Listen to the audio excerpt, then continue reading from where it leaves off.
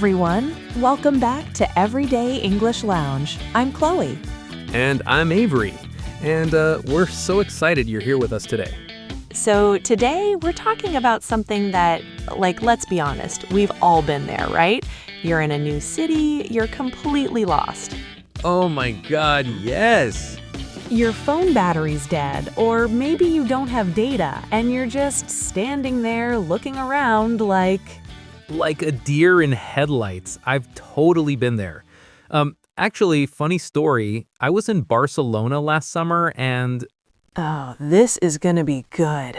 I was trying to find this really specific tapas place, And I'm walking around for an hour, maybe more, just completely turned around. And I finally had to swallow my pride and ask someone for directions. But here's the thing.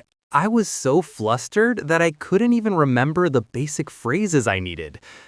My Spanish just went out the window. Oh, no. Yeah, that's exactly why we wanted to do this episode. Because even if you speak English really well, when you're stressed and lost, sometimes the simplest phrases just disappear from your brain. Exactly. So today we're going to cover all the essential phrases you need to ask for directions, how to understand the directions people give you, which is actually harder than it sounds. So much harder. And we'll talk about cultural differences too, because asking for directions in New York City is very different from asking for directions in, say, a small town in the Midwest. Right. Okay, so let's start with the basics. Avery, what's the most polite way to get someone's attention when you need directions? So this is super important because you don't want to be rude, right? I always start with "excuse me." That's the universal attention getter.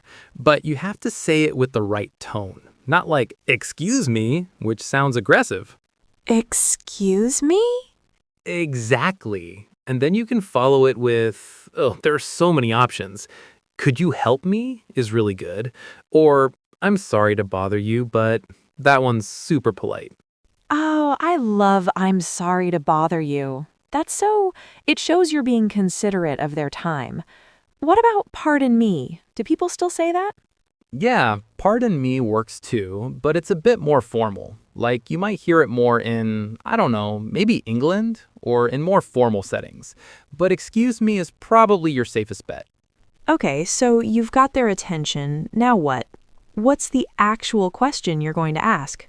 Right. So the classic one is, "Do you know how to get to..." And then you say the place. But here's a tip. Be as specific as possible. Don't just say "the museum" if there are 5 museums in the city. Say "the art museum" or "the Museum of Natural History" or whatever. That's so smart. And also, this might seem obvious, but make sure you have the address written down or saved on your phone, because sometimes people will be like, "Oh, what's the address?" And if you don't know... You look unprepared.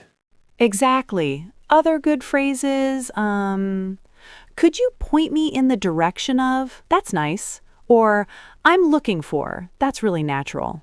Oh, and "how do I get to?" That's probably the most common one. Really straightforward. Right. Now, what if you're not looking for a specific address? What if you just need to find, the nearest coffee shop or ATM?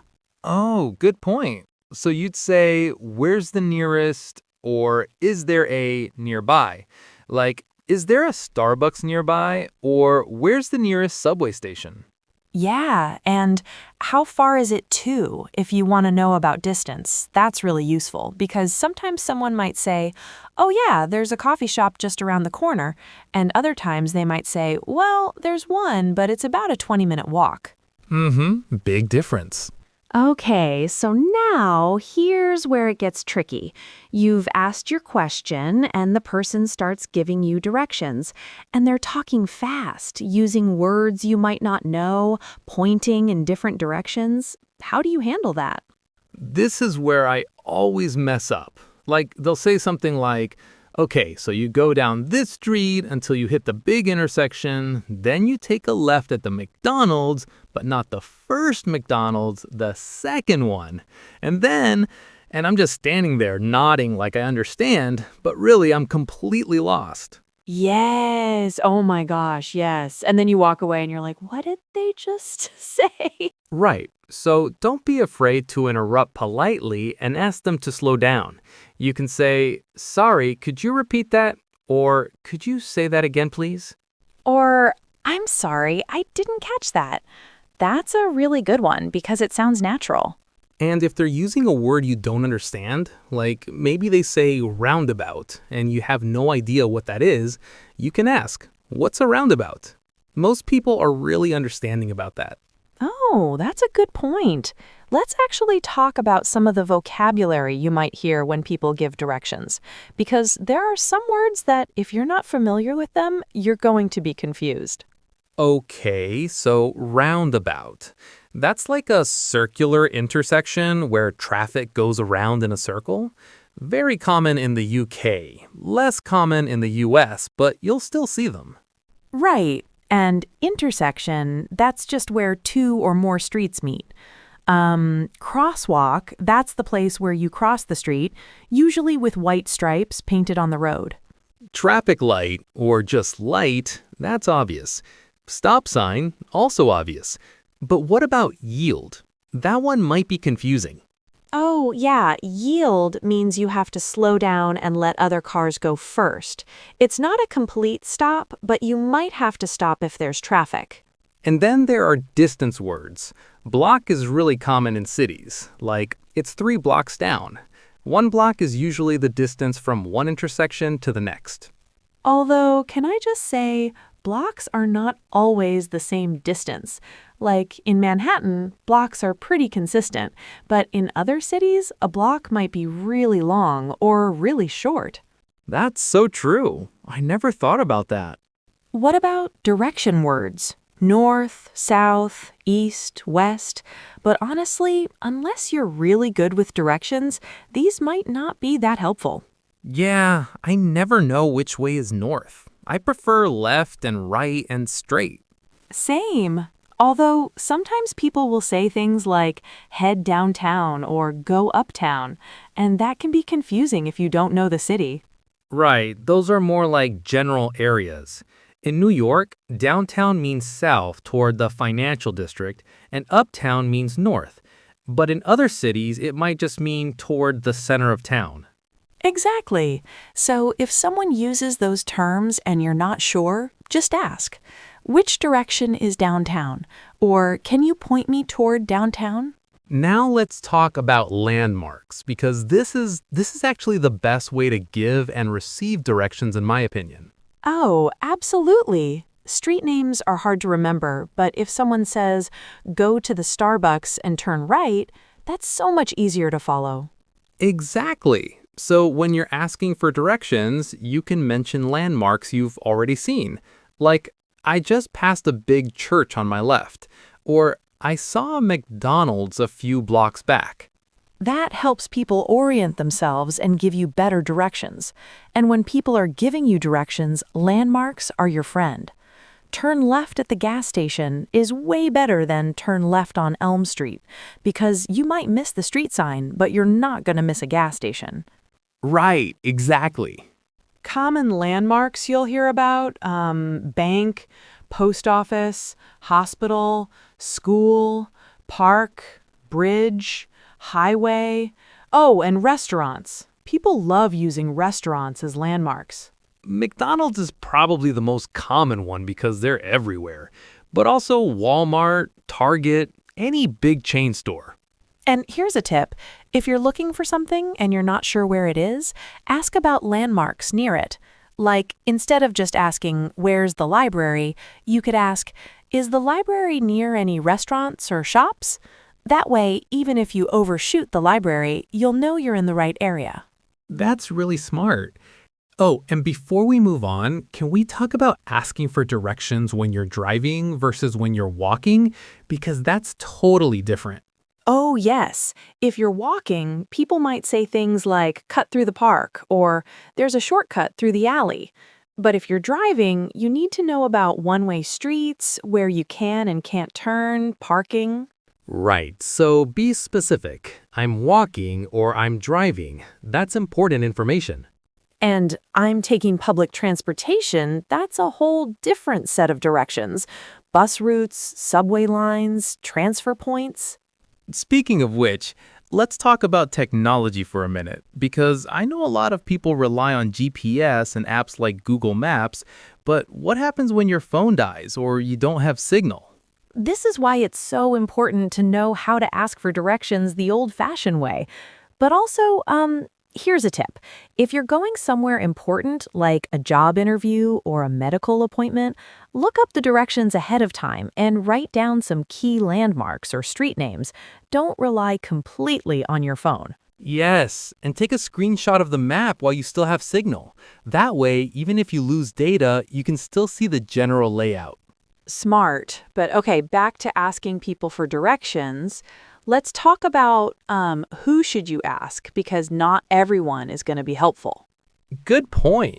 So, people who work in the area are usually your best bet, like someone who works in a shop or a restaurant or a security guard or a police officer. They know the neighborhood really well.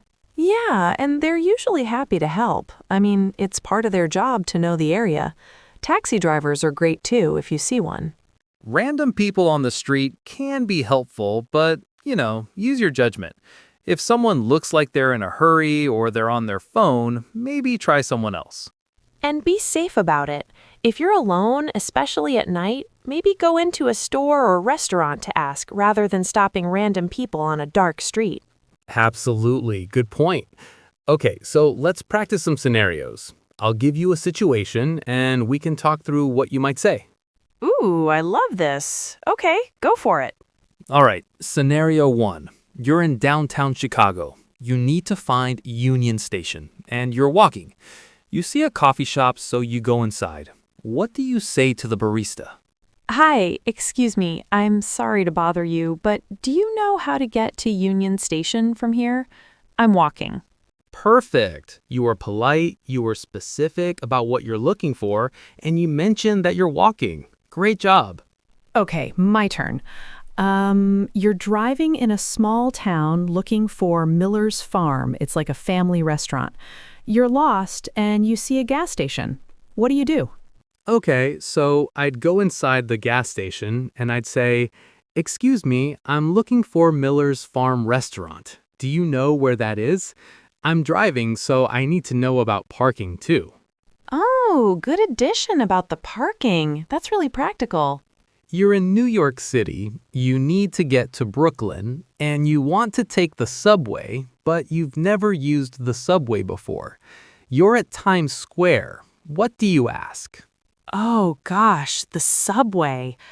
Okay, so I think I'd find someone who works for the subway system, like someone in a uniform, and I'd say, "Hi, I need to get to Brooklyn and I've never used the subway before. Can you help me figure out which train to take?" Yes, and being honest about not knowing the system, that's smart because then they'll give you more detailed instructions.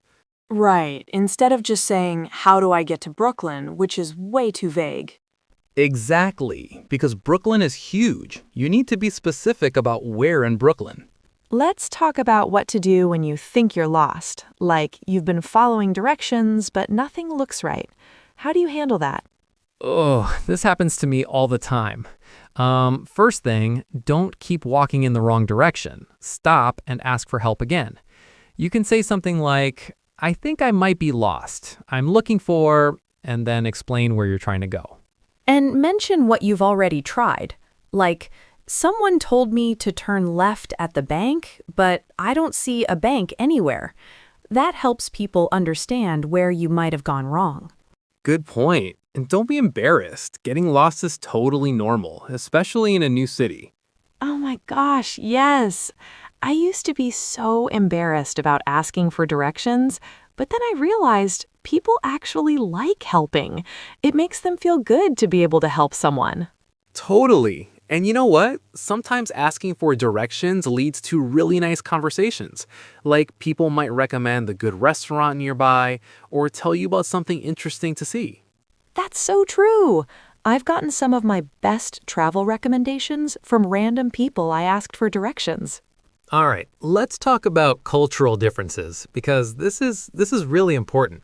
The way people give directions can be very different depending on where you are. Right, like in some places, people will go out of their way to help you. They might even walk with you part way or draw you a map. And in other places, like big cities, people might be more efficient. Like they'll give you quick, basic directions and then keep moving because they're busy. Neither one is rude, by the way. It's just different cultural norms. Exactly. In New York, for example, people might seem a bit brusque, but they're usually still helpful. They just don't have time for small talk. And in some southern states in the US, people might be more chatty and give you lots of extra information, even if you didn't ask for it. Which can be really nice, but also sometimes overwhelming if you just want simple directions. True. And here's something to keep in mind. In some cultures, people might say yes or give you directions even if they're not sure, because they want to be helpful. So if the directions don't seem right, it's okay to ask someone else. That's a really good point. It's not that they're trying to mislead you, they want to help, even if they don't actually know. Right, so always thank people for their help, but don't be afraid to double check with someone else if something doesn't feel right. Okay, before we wrap up, let's talk about some phrases for after you get the directions, because it's important to be polite and make sure you understand. Yes, so thank you so much is obvious, but you can also say, let me make sure I understand, and then repeat back the directions. That way, if you got something wrong, they can correct you right away. That's smart. Like, so I go straight for 3 blocks, then turn left at the library? Exactly. And if you're still not sure, you can ask, about how long should it take me to walk there? Or, how will I know when I've gone too far? Ooh, that second one is really good. Like, if I see a hospital, have I gone too far? Perfect. That way you'll know to turn around if you need to. And always end with thank you or I really appreciate it or thanks for your help. People like to feel appreciated. Definitely. Okay, so let's do a quick recap because we've covered a lot today. Good idea. So first, getting someone's attention politely. Excuse me with a questioning tone is your best bet. Then be specific about what you're looking for and how you're traveling.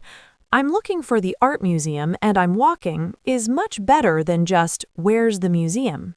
Don't be afraid to ask people to slow down or repeat themselves, and ask about words you don't understand. Pay attention to landmarks. They're easier to follow than street names. And don't be embarrassed about asking for help. Ask people who work in the area when possible. They know the neighborhood best. And always be polite and say thank you. And remember, getting lost is totally normal. Even people who live in a city get lost sometimes. It's not a reflection of your English skills or your intelligence. Absolutely. And you know what? The more you practice asking for directions, the more confident you'll become. It's like any other conversation skill. So true. All right, everyone. That's going to wrap up today's episode of Everyday English Lounge. We hope this was helpful and that you feel a little more confident about navigating cities and asking for directions. And remember, if you have questions or topics you'd like us to cover in future episodes, you can always reach out to us. We love hearing from our listeners. Thanks for joining us today, and we'll see you next time on Everyday English Lounge. Until then, don't be afraid to ask for directions. Bye, everyone. Bye.